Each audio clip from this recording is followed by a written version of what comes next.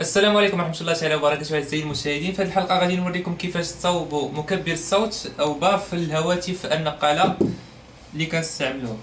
نحتاجوا الكؤوس بلاستيكيه على هذا الشكل، وكذلك بابي ديال بابي كويزين، وكذلك فطر، وما نساوش القاطع او الكتة، وكذلك الهاتف. اولا ناخدو الهاتف ديالنا، نقومو على هذا الشكل، نقومو نتراسيو المكان اللي غيتخشى فيه الهاتف. بعد ذلك نقومو بقطع نتبع هاد القلم، نتبعو عليه بالكويتور حتى نقطعو البلاصه على نحصلو على هذا الشكل في الاخير. وكذلك نحتاجو الكؤوس بلاستيكيه، نقومو على هذه التجربه.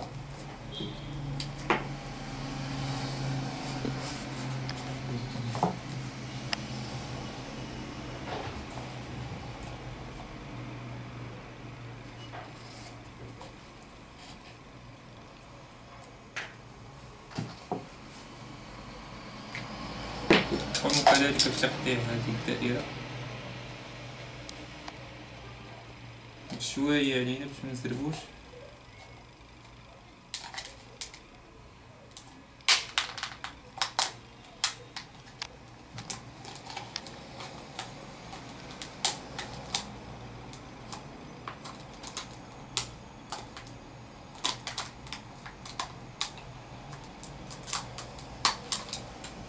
حصلوا على هذا الشكل. وانا من دار نضيق مدة الفيديو عندي واحد صوب ها هو على هذا الشكل، عندي دابا جوج، والباب اللي قلت لكم نقوموا بالوضع ديالو بهذا الشكل، وفي الطرف الاخر كذلك.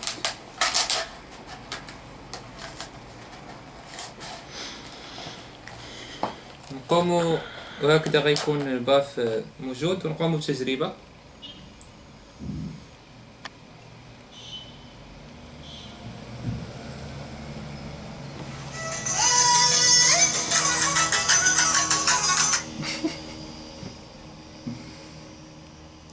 الزنديز ديال لي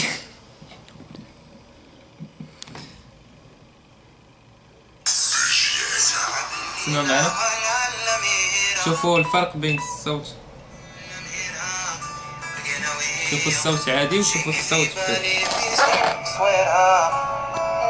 وانظروا الصوت في مكبرات الصوت، انظروا الى الفرق كم هو كبير. انظروا، اسمعوا الصوت.